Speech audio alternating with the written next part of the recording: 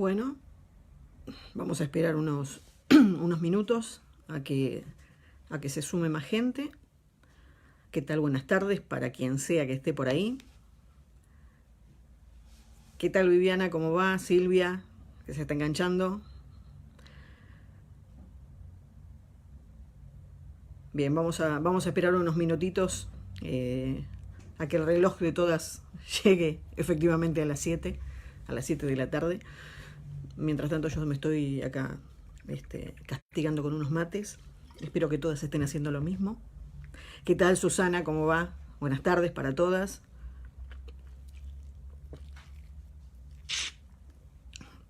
¿Qué tal? ¿Cómo va? ¿Qué tal, Silvia? ¿Cómo va eso?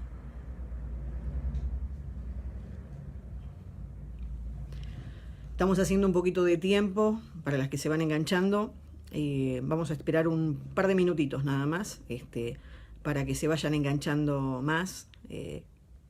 Que están, capaz que los relojes no son tan exactos, no estamos tan sincronizadas, ¿no? Así que vamos a esperar unos momentitos. ¿Qué tal, Dori? ¿Cómo va Isabel? ¿Qué tal? Buenas tardes. ¿Qué tal, Alicia? ¿Cómo va eso? Che, cuánta gente, qué lindo, me gusta. Un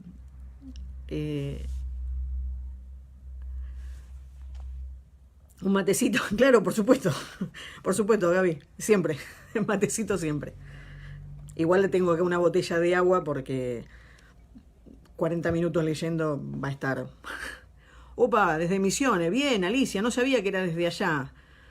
Mirá, justo, matecito para Misiones, la tierra de la yerba mate.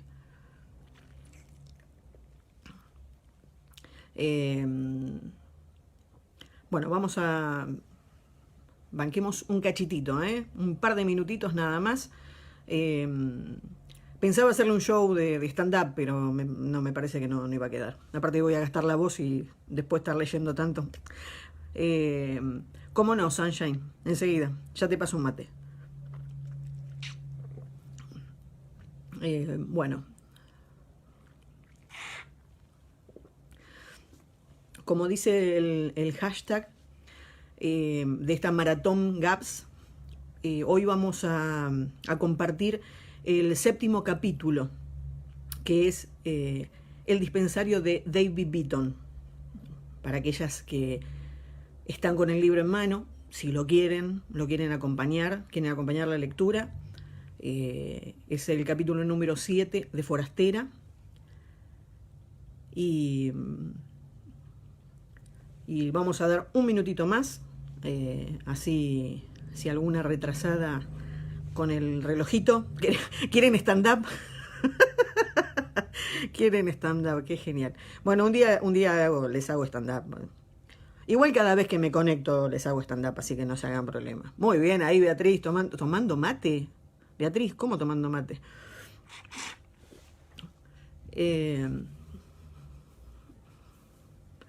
Bueno, esto es la humedad, yo les cuento.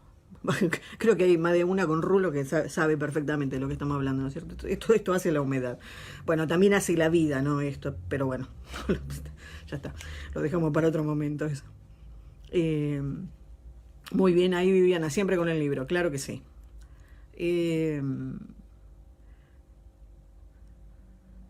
Bien, bueno, voy a dejar el mate porque se me va a complicar leer y cebarme mate, va a estar complicado.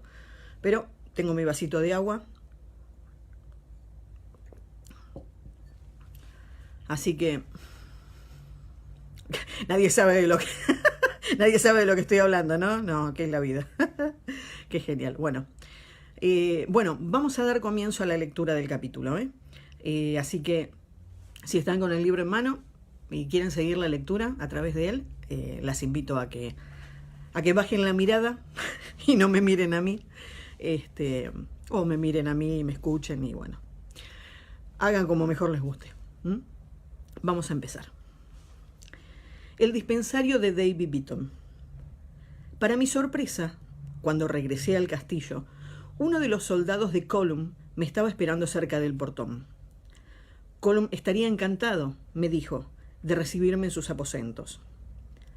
Las enormes ventanas estaban abiertas en el santuario privado del señor del castillo, y el viento soplaba a través de las ramas de los árboles cautivos con un sonido tal que daba la impresión de estar al aire libre. Cuando entré, el señor del castillo estaba escribiendo. Se detuvo de inmediato y se puso en pie para recibirme.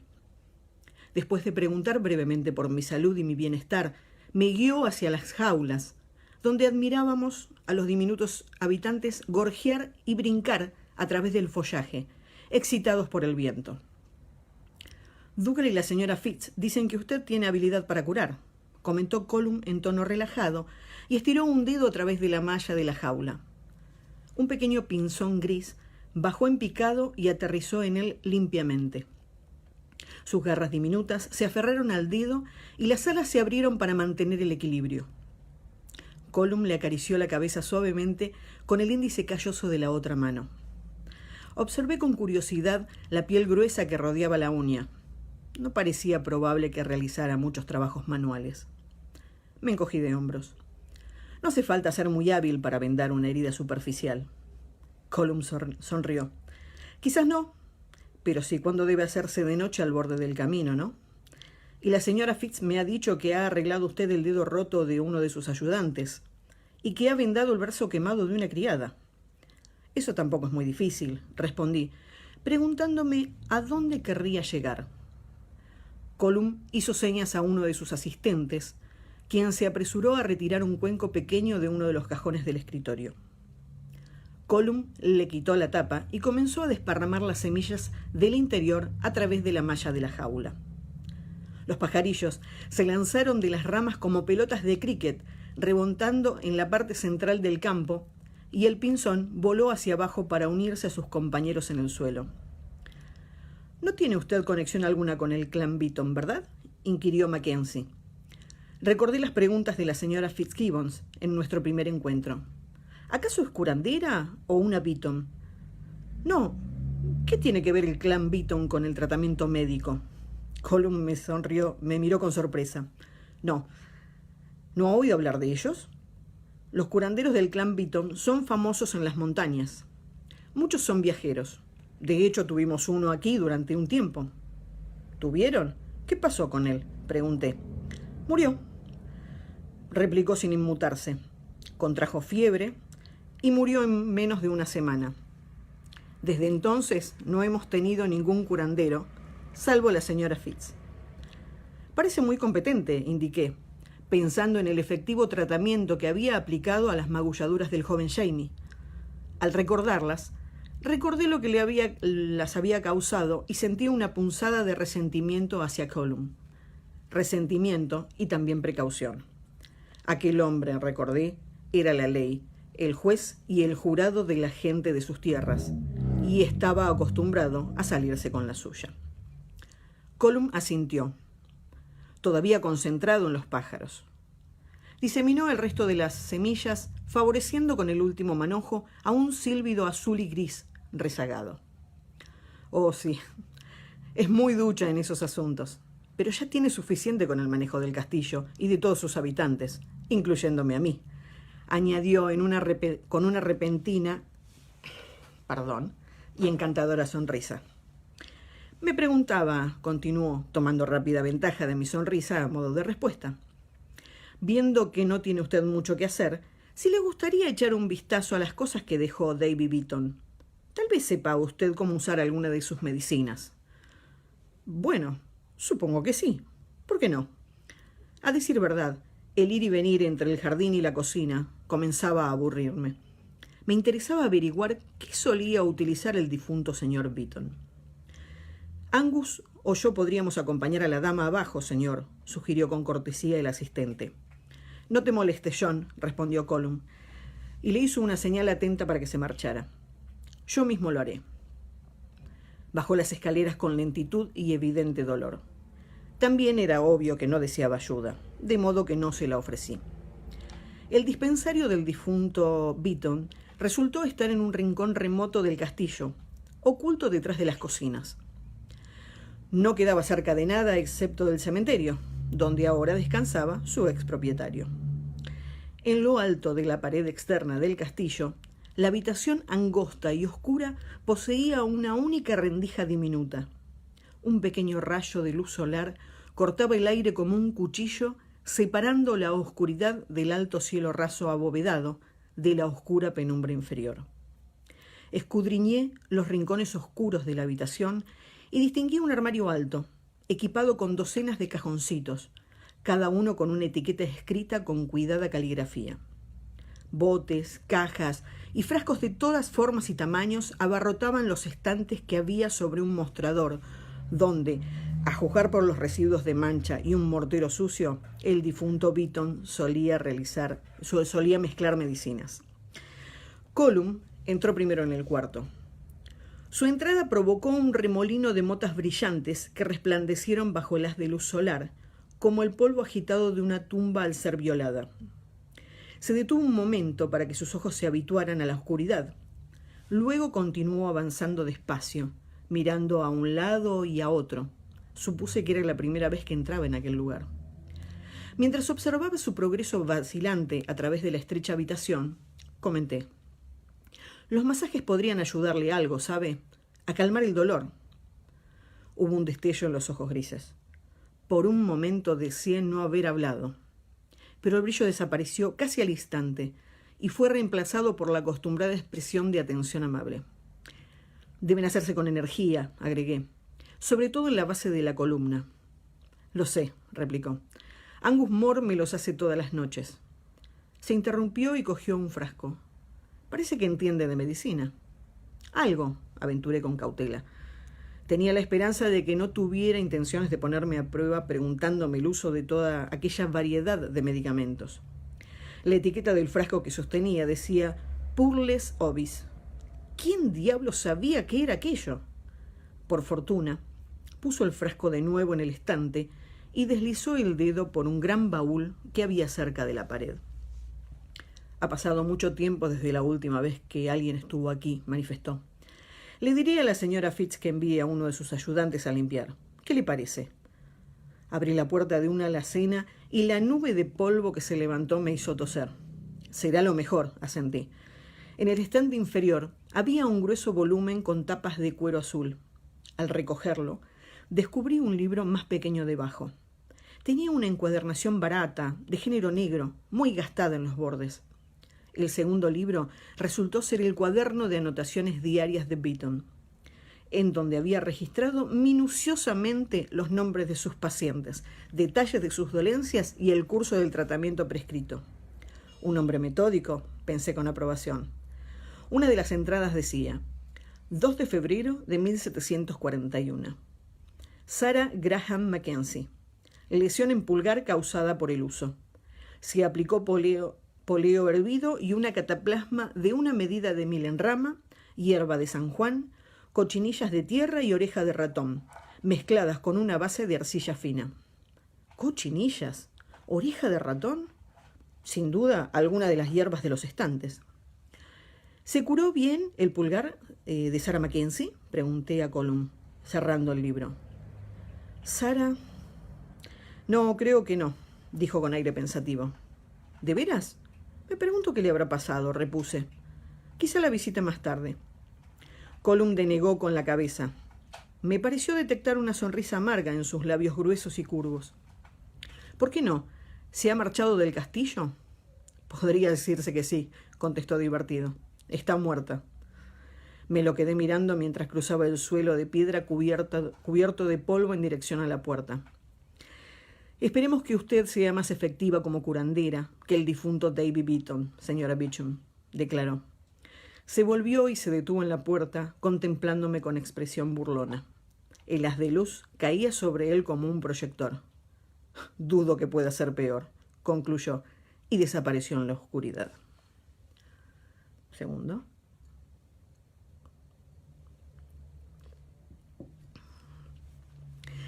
Pasé de un lado a otro del angosto cuarto examinándolo todo.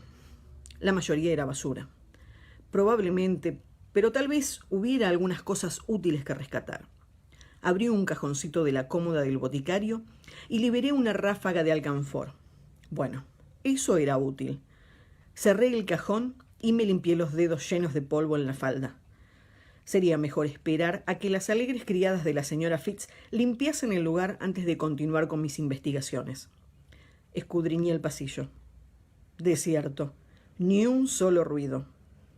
Pero no era tan ingenua para creer que no había nadie cerca.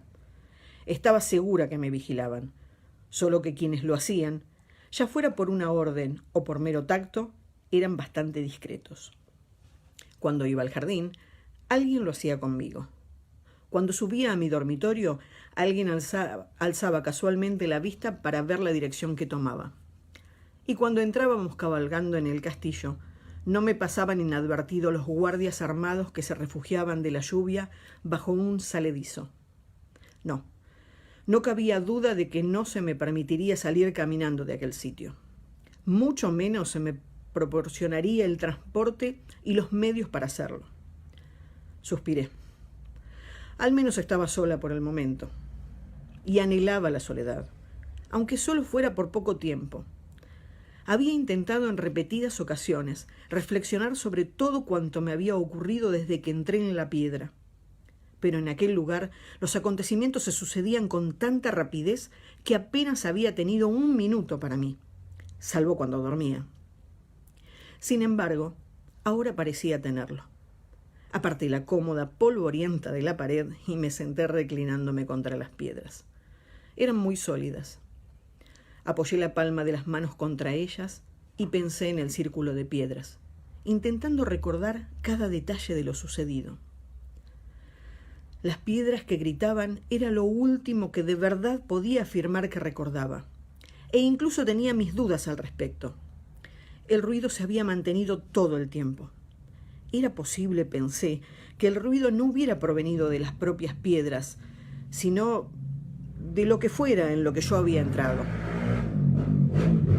¿Eran las piedras una especie de puerta? ¿A dónde daban? No había palabras que explicaran lo sucedido.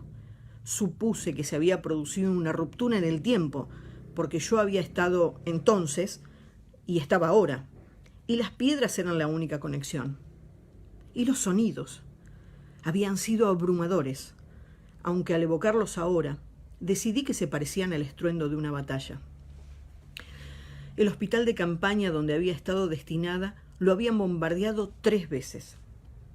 Aún sabiendo que las endebles paredes de los hospitales de campaña no nos protegerían, los médicos, enfermeras y asistentes habíamos entrado de inmediato al oír la primera alarma, apiñándonos para infundirnos coraje. El valor escasea cuando los proyectiles silban sobre las cabezas y las bombas explotan en la puerta de al lado. Y el terror que había experimentado entonces era lo más parecido a lo que había sentido en la piedra. Ahora me daba cuenta de que recordaba ciertas cosas acerca del viaje por la piedra. Detalles menores. Recordaba una sensación de lucha física, como de estar atrapada en algún tipo de corriente. Sí, fuera lo que fuera, había forcejeado deliberadamente contra ella. También había imágenes en la corriente, pensé. No eran imágenes concretas, sino más bien pensamientos inconclusos. Algunos eran aterradores, y me había apartado de ellos con violencia mientras viajaba. ¿Había luchado por alcanzar otros? Tenía conciencia de haber peleado por alcanzar una superficie. ¿Acaso había escogido venir a este tiempo particular porque ofrecía cierto refugio de aquel torbellino vertiginoso? Sacudí la cabeza. Pensar no me proporcionaba respuestas. Nada estaba claro, excepto el hecho de que tendría que regresar al círculo de piedras. «Señora», una suave voz escocesa desde la puerta me hizo levantar la cabeza. 2 jovencitas, de unos 16 o 17 años, esperaban tímidamente en el pasillo. Llevaban ropas rústicas, zapatos pesados y pañuelos de lienzo casero sobre el cabello. La que había hablado sostenía un cepillo y varios trapos doblados, y su compañera un balde con agua caliente. Las muchachas de la señora Fitz dispuestas a limpiar el dispensario. «¿No la molestaremos, señora?», preguntó una con ansiedad. No, le aseguré. De todos modos, ya me iba. «Se ha perdido el almuerzo», me informó la otra. pero la señora Fitz nos pidió que le dijéramos que habrá comida para usted en la cocina a cualquier hora. Miré por la ventana. En efecto, el sol ya había pasado su cenit. Sentí retorcijones de hambre y sonreí a las muchachas. Creo que iré ahora mismo. Gracias.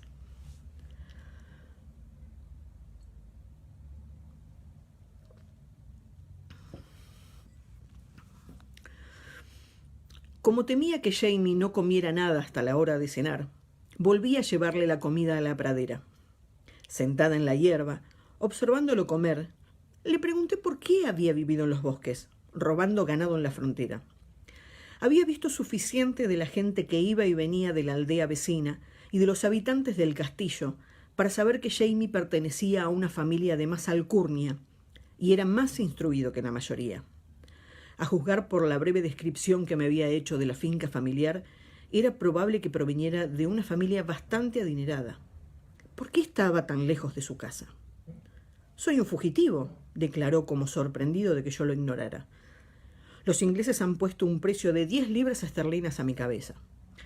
No tan cara como la de un salteador de caminos», añadió con desaprobación, «pero un poco más que la de un vulgar ratero. ¿Solo por obstrucción?» Me parecía increíble. 10 libras esterlinas allí constituían la mitad del ingreso anual de una granja pequeña. Me costaba creer que un único prisionero fugado valiera tanto para el gobierno inglés. «Oh, no, por asesinato». Me atraganté con un bocado de pan adobado. Jamie me golpeó la espalda hasta que pude volver a hablar. ¿A quién asesinaste?», pregunté con ojos llorosos. Se encogió de hombros. «Bueno, es una historia extraña.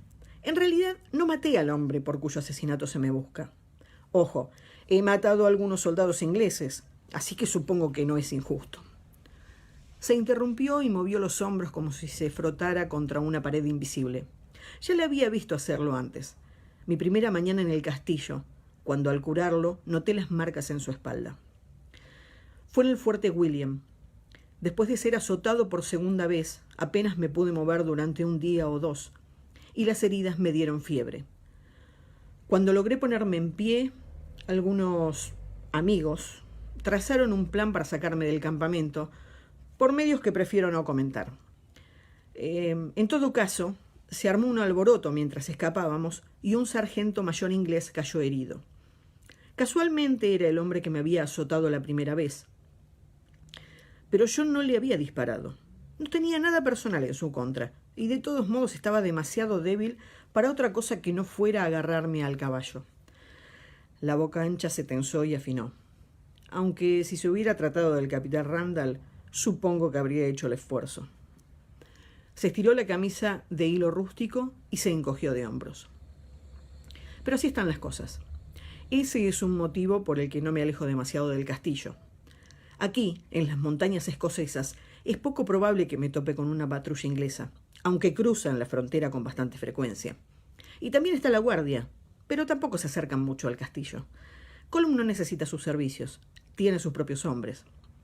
Sonrió y se pasó una mano por el cabello brillante y corto para dejarlo tieso como las púas de un erizo. No soy precisamente discreto, ¿sabes? Dudo que haya confidentes en el castillo, pero si en la campiña se supiera que soy un hombre buscado, podría haber unos pocos a quienes les agradaría ganarse unas monedas revelando mi paradero a los ingleses. Me sonrió. Ya habrás adivinado que mi nombre no es MacTavish, ¿verdad? ¿Lo sabe el señor del castillo? ¿Que soy un fugitivo? Oh, sí, Colum lo sabe. Es muy posible que la mayoría de las personas de por aquí lo sepan.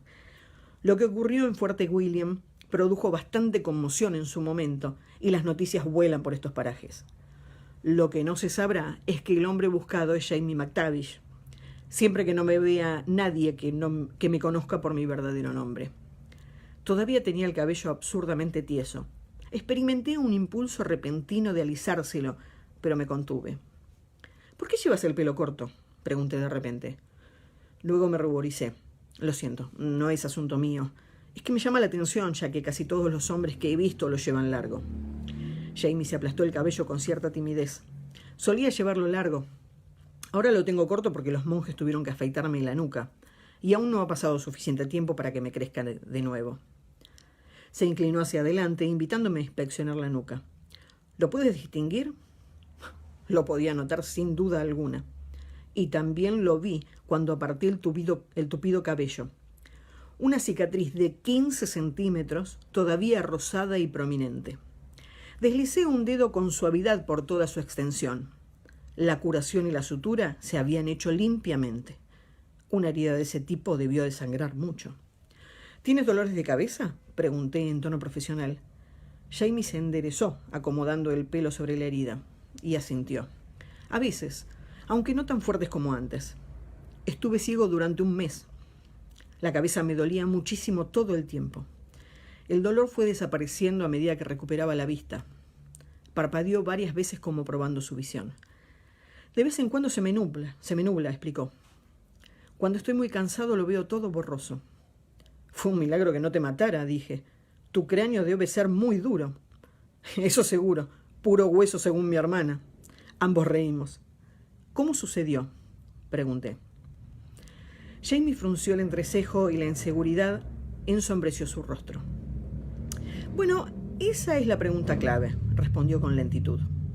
No recuerdo nada al respecto. Me encontraba cerca de Carriary Pass con unos chicos del lago Lagan. Lo último que recuerdo es que me abría paso montaña arriba a través de un matorral.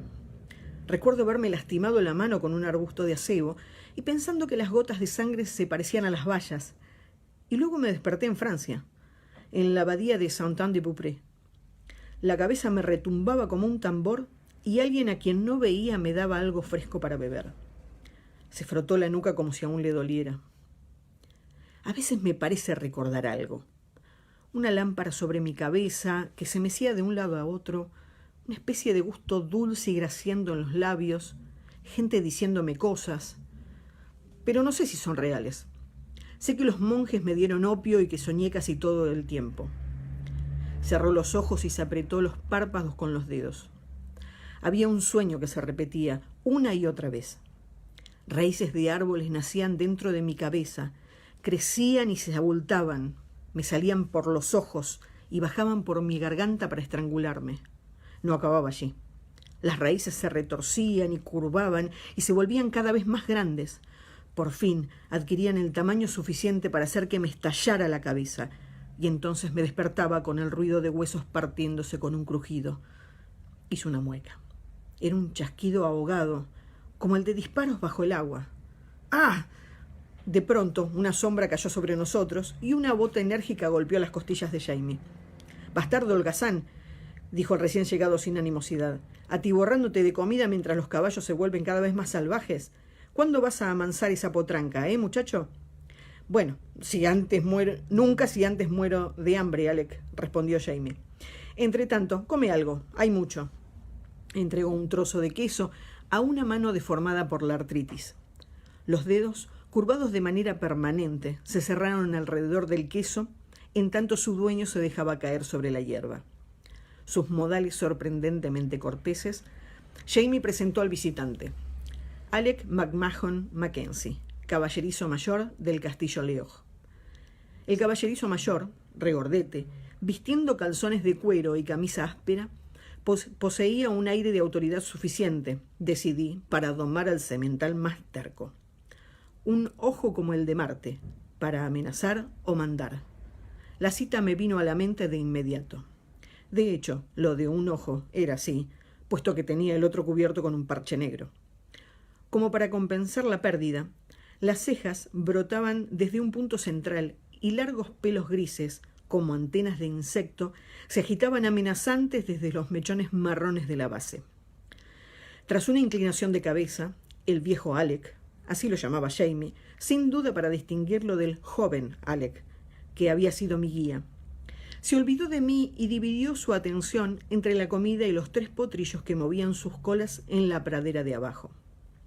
Perdí el interés durante una larga discusión sobre la paternidad de varios caballos, detalles de antecedentes de cría, del establo entero a lo largo de los años y un número de puntos incomprensibles sobre la conformación equina relacionados con jarretes, cruces, hombros y demás anatomía. Dado que lo único que yo distinguía en un caballo eran la nariz, la cola y las orejas, aquellas sutilezas se me escapaban. Me apoyé en los codos y disfruté del cálido sol de primavera. Flotaba una paz curiosa. la sensación de que las cosas seguían su curso en silencio, al margen de los trastornos y agitaciones humanos. Quizás era la paz que siempre se siente al aire libre, lejos de los edificios y el bullicio. Tal vez era resultado de mi trabajo en el jardín, ese callado placer de cuidar plantas en crecimiento y ayudarlas a florecer. Quizás solo se tratara del alivio de haber encontrado al fin algo que hacer, en vez de pasearme por el castillo, sintiéndome fuera de lugar y llamando la atención como una mancha de tinta en un secante. Pese a no tomar parte de la conversación sobre caballos, aquí no me sentía en absoluto fuera de lugar. El viejo Alec actuaba como si yo fuera parte del paisaje, y si bien Jamie me dirigía alguna que otra mirada ocasional, también terminó por ignorarme a medida que la conversación iba adoptando, poco a poco, el ritmo resbaladizo del gaélico. Señal evidente del compromiso emocional de un escocés con el tema en discusión. Como no comprendía el significado de las palabras, su sonido me resultaba tan relajante como el zumbido de las abejas en las flores del brezal. Extrañamente complacida y amodorrada, aparté todo pensamiento sobre las sospechas de Colum, mi propia situación y otras ideas perturbadoras. Basta a cada día su propio mal, pensé soñolienta, recogiendo la cita bíblica de algún rincón apartado de mi memoria. Pudo haber sido el frío por el paso de una nube o el cambio de tono en la conversación masculina lo que me despertó un rato después. Los hombres habían retomado el inglés y hablaban con seriedad. Ya no se trataba de la charla sin rumbo de dos fanáticos de los caballos.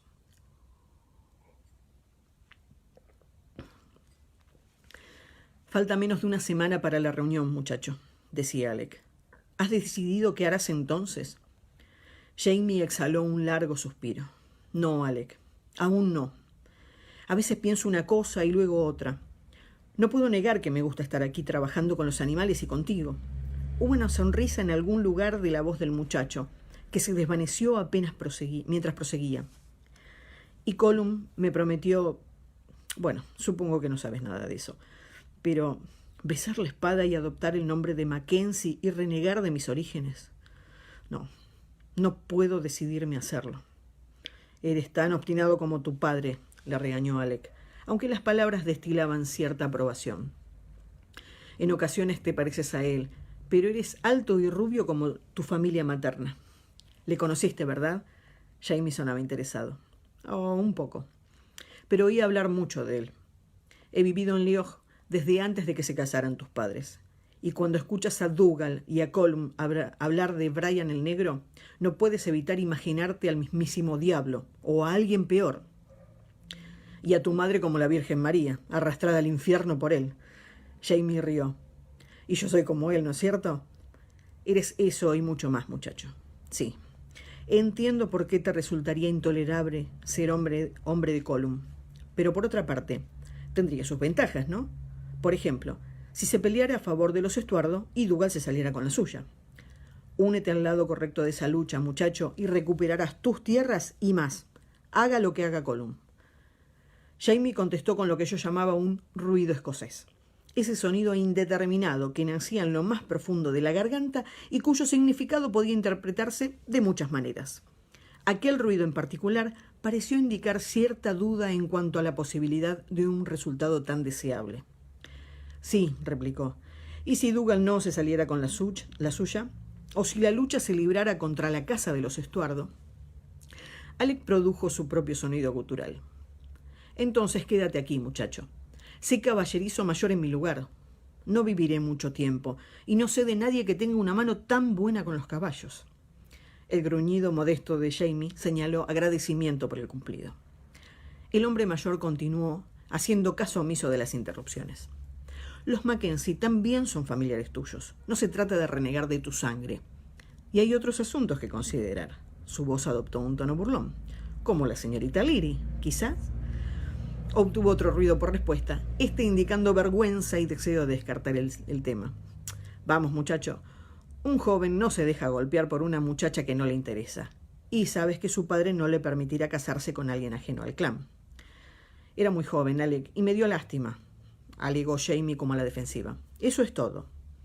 Ahora fue Alec quien profirió un ruido escocés, un bufido gutural de incredulidad irónica.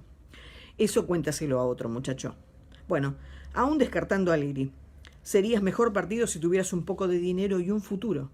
Y lo tendrías si fueras el próximo caballerizo mayor.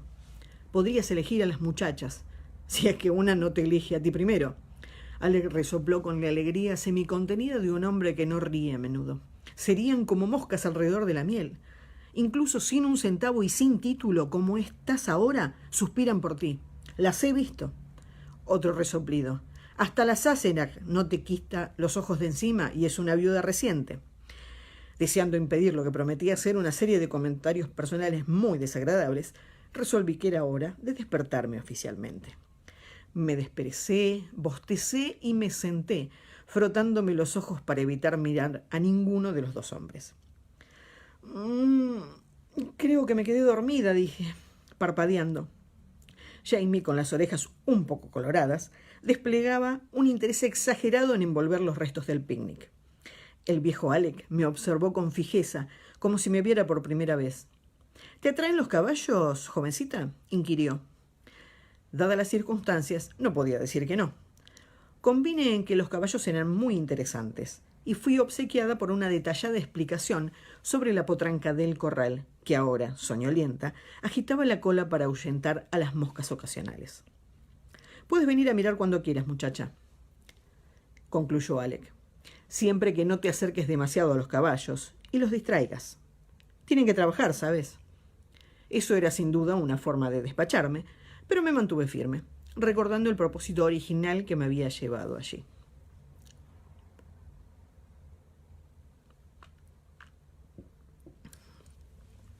Sí, tendré cuidado la próxima vez, prometí. Pero antes de regresar al castillo, quería revisar el hombro de Jamie y quitarle las vendas. Alec asintió con lentitud, pero para mi sorpresa, fue Jamie quien rehusó mis atenciones. Se volvió para regresar al corral. Eso puede esperar, respondió sin mirarme. Todavía queda mucho por hacer hoy. Quizá más tarde, después de cenar. Era muy extraño, ya que antes no había demostrado prisa para volver a su trabajo. Pero no podía obligarlo a someterse a mis servicios si no lo deseaba. Me encogí de hombros y convine en encontrarnos después de cenar. Luego me encaminé cuesta arriba para volver al castillo. Mientras subía la colina, reflexioné sobre la forma de la cicatriz de la cabeza de Jamie. No era una línea recta, del tipo de las que podían hacer un espadón inglés. La herida era curva, como causada por un hacha. ¿Un hacha Lochaber? Pero según había entendido, aquellas hachas asesinas habían sido... No, me corregí. Eran utilizadas solo por miembros de un clan. No se me ocurrió hasta que no me hube alejado. Para ser un fugitivo con enemigos desconocidos, Jamie había sido demasiado confiado con una extraña. Dejé el cesto del picnic en la cocina y regresé al dispensario del difunto Beaton, limpio y pristino después de la visita de las vigorosas asistentas de la señora Fitz. Hasta los frascos de vidrio resplandecían bajo la luz mortecina de la ventana. El armario parecía un buen sitio por donde empezar con un inventario ya disponible de hierbas y medicamentos. La noche anterior, antes de dormirme, había dedicado unos minutos a hojear el libro de tapas de cuero azul que había cogido del dispensario. Había resultado ser una guía y manual de medicina, un listado de recetas para el tratamiento de una variedad de síntomas y enfermedades cuyos ingredientes, al parecer, se hallaban desplegados delante de mí. El libro se dividía en varias secciones: centaurias, eméticos y electuarios, píldoras, yesos surtidos y sus virtudes, extractos y teriacas, y una sección bastante extensa bajo el título ominoso de purgantes. Al leer alguna de las recetas, el motivo de la falta de éxito del difunto David Beaton con sus pacientes se hizo evidente. Para un dolor de cabeza, decía una entrada, coger una bola de estiércol de caballo, secarla con cuidado, triturarla y mezclarla con cerveza caliente. En caso de convulsiones infantiles, aplicar 5 sanguijuelas detrás de la oreja. Y unas páginas después, los extractos, hechos con raíces de celidonia, cúrcuma y el jugo de 200 cochinillas son de gran utilidad en caso de ictericia. Cerré el libro. Asombrada por la cantidad de pacientes del difunto doctor que, según su diario meticuloso, no solo habían sobrevivido al tratamiento recetado, sino que, de hecho, se habían recuperado de sus dolencias originales. Había un gran bote marrón que contenía varias bolas de aspecto dudoso. Considerando las recetas de Beaton, no albergaba demasiadas dudas con respecto a su contenido. Lo giré y leí triunfante la etiqueta escrita a mano: estiércol de caballo. Deduje que la conservación de este tipo de sustancias no ayudaba a mejorarla, así que la aparté cuidadosamente sin abrirla. Investigaciones subsiguientes demostraron que Purles ovis era una versión latina de una sustancia similar, esta vez de carnero. Oreja de ratón también resultó ser de naturaleza animal en vez de herbácea, y aparté el frasco con las diminutas orejas secas y rosadas sin poder evitar un escalofrío. Me había estado preguntando acerca de las cochinillas, escrito también como cochinilas y cochinilias. Parecían constituir un ingrediente importante en varios medicamentos, de manera que me alegró ver un frasco transparente y tapado con un corcho con ese nombre en la etiqueta. Estaba lleno hasta la mitad, con unas pequeñas pastillas grises. Las píldoras no tenían más de medio centímetro de diámetro y eran de una redondez tan perfecta que me maravillé de la habilidad farmacéutica de Beaton. Acerqué el frasco a mi rostro, desconcertada por su liviandad. Luego vi las finas estrías a través de cada píldora y las patas microscópicas dobladas en el pliegue central. Bajé el frasco deprisa, me limpié la mano en el delantal y realicé otra entrada en la lista mental que había estado compilando. Para cochinillas anoté bicho bolita. Había una cantidad de sustancias más o menos inofensivas en los frascos de Beaton. Otros contenían hierbas secas o extractos que podrían ser útiles. Encontré algo de polvo de raíz de lirio y del vinagre aromático que la señora Fitz había empleado para curar las heridas de Jamie McTavish. También hallé angélica, ajenjo, romero y algo etiquetado como araj hediondo. Lo abrí con precaución, pero resultó tratarse de puntas tiernas de ramas de abeto. Una agradable fragancia balsámica emanó de la botella sin sellar. La dejé abierta sobre la mesa para perfumar el aire del cuartito mientras continuaba con mi inventario. Descarté botes de caracoles secos, aceite de lombriz, que parecía ser exactamente eso, vinum millepedatum, 1000 pies triturados y remojados en vino, polvo de momia egipcia, un polvo de aspecto indeterminado cuyo origen era más probable que fuera de la orilla de un arroyo antes que de la tumba de un faraón, sangre de paloma, huevos de hormiga, unos cuantos sapos secos envueltos concienzudamente en moho y cráneo humano triturado. ¿De quién?, me pregunté. Me llevó casi toda la tarde terminar la inspección del armario y de la cómoda llena de cajones. Cuando hube acabado, un gran montón de botellas, cajas y frascos para tirar se alzaba al otro lado de la puerta del dispensario. En el armario quedó una colección bastante más reducida de estos. Había dudado un tiempo con un gran paquete de telarañas. Tanto la guía de Beaton como mis débiles recuerdos de medicina casera sostenían que las telarañas servían para vendar heridas, aunque me inclinaba a considerar esa utilidad como completamente antihigiénica. Mi experiencia con vendas de hilo al borde del camino me había demostrado la conveniencia de tener vendajes con adhesivo, además de absorbentes. Por fin, devolví las telarañas al armario con la idea de averiguar si había alguna forma de esterilizarlas. No podía hervirlas, pensé. Tal vez el vapor las limpiara sin destruir su viscosidad. Me froté las manos en el delantal y reflexioné. Había hecho un inventario de casi todo, excepto del baúl de madera. Levanté la tapa y el hedor que salió del interior me hizo retroceder al instante. El baúl era el depósito de las actividades quirúrgicas de Beaton. Dentro había sierras de aspecto siniestro, cuchillos, cinceles y otras herramientas más adecuadas para la construcción que para usarlas en delicados tejidos humanos.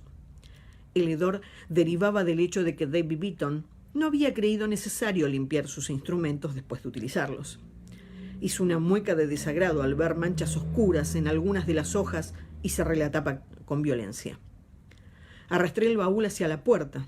Mi intención era decirle a la señora Fitz que los instrumentos, una vez hervidos, debían entregarse al carpintero del castillo, si es que existía tal individuo. Un movimiento a mis espaldas me alertó a tiempo para evitar chocar contra la persona que acababa de entrar.